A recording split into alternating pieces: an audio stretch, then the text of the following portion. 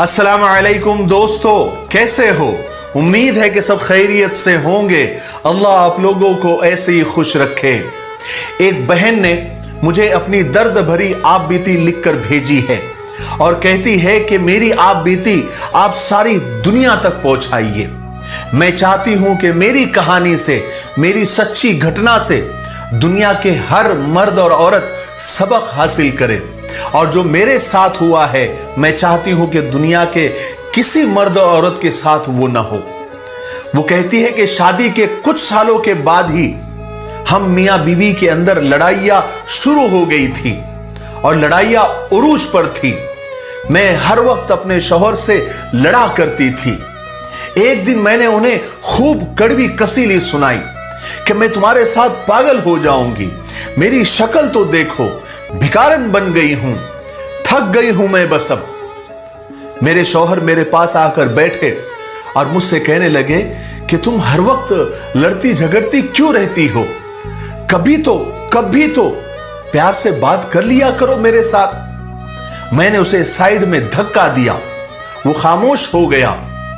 मैं थक हार गई थी। अब मैं सोच रही थी कि अब मैं इस आदमी से तलाक ले लूंगी। मेरे दो कजन भाई थे जो वकील थे, उन्होंने मुझे तसल्ली दी कि हम तुम्हारे साथ हैं, तुम उस कमीने आदमी से तलाक ले लो। आज मैं सोच रही थी कि जब वो घर आएगा तो मैं उसको बोल दूंगी कि मुझे तलाक दे दो। मैं इंतजार कर रही थी। वो रात 10 बजे आया, बच्चे सो रहे थे। वो सीधा दोनों बच्चों के पास गया, उनके माथे का बोसा लिया, उनके हाथों को चूमा, फिर अपने चारपाई पर जाकर बैठा और मुझे आवाज दी, शहनाज मुझे रोटी दो, मुझे भूख लगी है। लेकिन मैं करवट बदलकर लेटी रही। मैं लेटी क्या, मैं लेटने का नाटक कर रही थी। उसने मुझे फिर आवाज दी, 1 बार 2 बार 3 बार, लेकिन मैंने उसकी एक भी नहीं सुनी। मैं चुप रही। वो मेरे पास आया, मुझे देखा तो मैंने अपनी आंखें बंद कर ली। वो मुझ पर कंबल डालकर बोला कि शायद थक गई है, सारा दिन काम करती रहती है इसलिए सो गई होगी। वो खुद किचन में गया, खाना देखने लगा, लेकिन खाने के लिए कुछ भी बना हुआ नहीं था। उसने एक प्याली में नमक मिर्च डालकर उसमें थोड़ा सा पानी मिलाकर सूखी रोटी के साथ खाने लगा। मैं ये सब देख रही थी। मैं दिल में नफरत से सोचने लगी कि ये कुत्ता मर भी नहीं जाता, ये जिंदा क्यों है। वो खाना खाकर सो गया। दूसरे दिन सुबह सुबह ही हम किसी बात पर झगड़ने लगे। मैंने गुस्से में उससे कहा कि बस मुझे अब तलाक चाहिए, मैं अब बर्दाश्त नहीं कर सकती क्योंकि मैं थक गई हूं। और गुस्से में मैंने उसके कपड़े भी फाड़ दिए।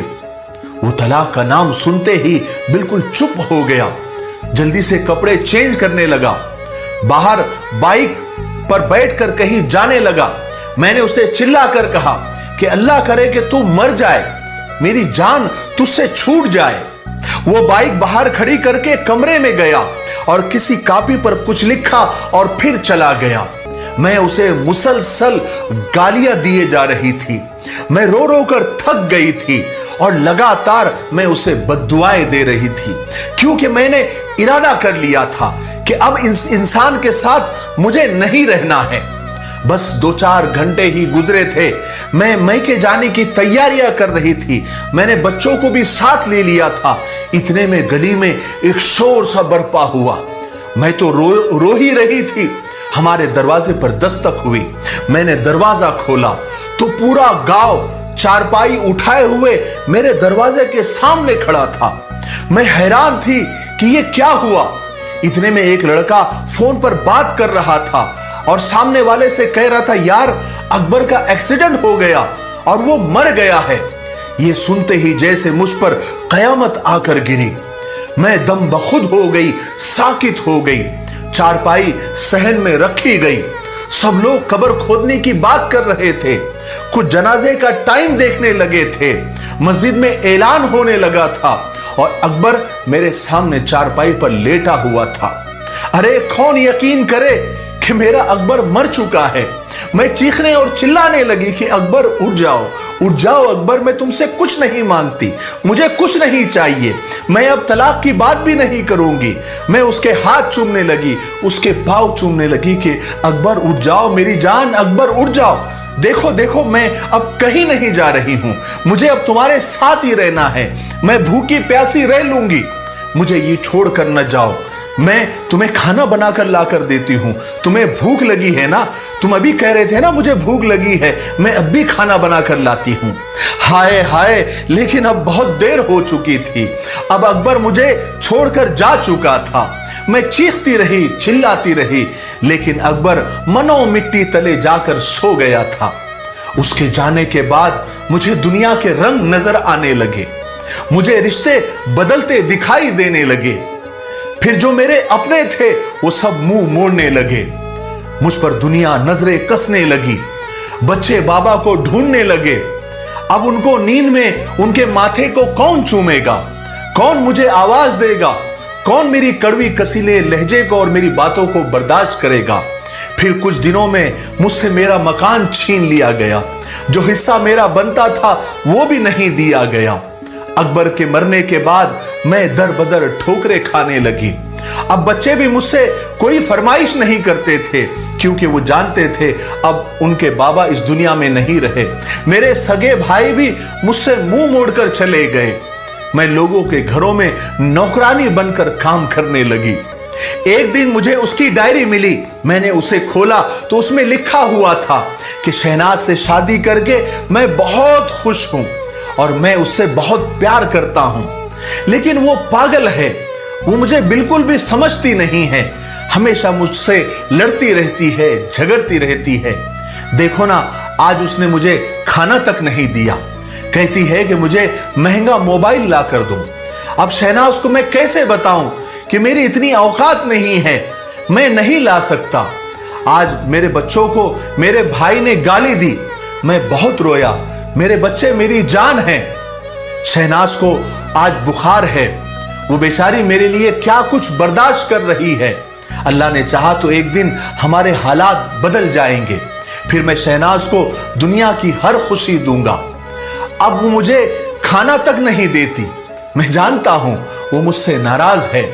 आज मैंने नमक मिर्च और सूखी रोटी खाई है, आज मेरी कमर में एक ईंट लगी है, गहरा जख्म हुआ है, लेकिन मैं शहनाज को नहीं बताऊंगा, वो परेशान हो जाएगी।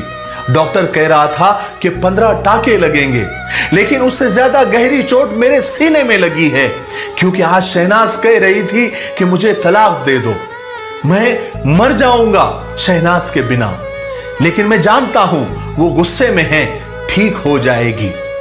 मैं ये सारे अल्फाज उसकी पढ़ रही थी, पढ़कर मैंने डायरी को सीने से लगाया और चीखे मार मार कर और धाड़े मार मार कर रोने लगी। आज मेरे समझ में आया कि हम सफर तो हम सफर होता है, वो जैसा भी था मेरा साया था, मेरी ढाल था। उसके जाने के बाद जमाने की ठोकरें खाकर मैं समझी हूं कि अकबर ही मेरे लिए दोनों जहान था, मेरी दुनिया था। आज मैं थक हार कर घर आती हूं, अब मैं टूट चुकी हूं, बस बच्चों के खातिर जिंदा हूं, वरना मैं कब की खत्म हो गई होती। मैं खुद को कोसती हूं कि क्यों मैं अकबर के साथ लड़ती थी, झगड़ती थी, क्यों उसको सताती थी, क्यों मैं लोगों का देख देख कर मैं बड़े बड़े ख्वाब देखती थी, बड़े बड़े डिमांड करती थी। वो मेरे साथ था तो मैं आज महसूस करती हूं कि मैं शहजादी थी और शहजादी की तरह जिंदगी गुजार रही थी। क्या मैं बख्शी जाऊंगी? क्या मुझे अल्लाह ताला माफ करेगा? मुझे अफसोस है कि मैं मुश्किल वक्त में उसका सहारा, उसकी हिम्मत नहीं बन सकी। मैं लालची और मतलब परस्त हो गई थी। अब तो अक्सर लोग मेरी मदद करते हैं तो मेरे जिस्म की बात करते हैं, मदद भी करते हैं और मेरे जिस्म की तरफ गंदी निगाह भी डालते हैं। जब मेरा शौहर जिंदा था, जैसा भी था, क्या मजाल थी कि लोग मुझ पर गंदी नजर डालते।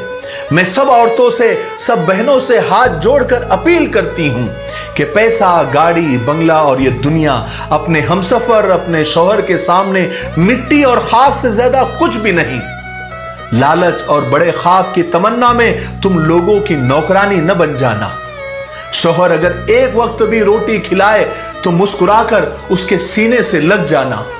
खुदा की कसम, वो शौहर जमाने की लाख तलखियों और सख्तियों को तुम्हारे खातिर झेल कर अपने सीने में बर्दाश्त करता है।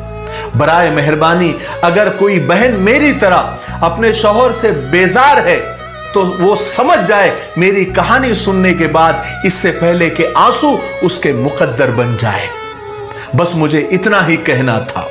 इस बहन ने अपनी दर्द भरी कहानी मुझे भेजकर मुझसे यह दरखास्त की थी कि आप इसे दुनिया तक पहुंचाए। शायद मेरी कहानी सुनने के बाद हो सकता है कि किसी का घर टूटते टूटते फिर बस जाए। मैंने अपनी तरफ से पूरी कोशिश कर दी है। अब आप लोगों का काम है कि इस कहानी को ज्यादा से ज्यादा लोगों तक पहुंचाएं। हो सकता है कि किसी का घर उजड़ते उजड़ते फिर बस जाए और आप इस सवाब के हकदार हो जाए।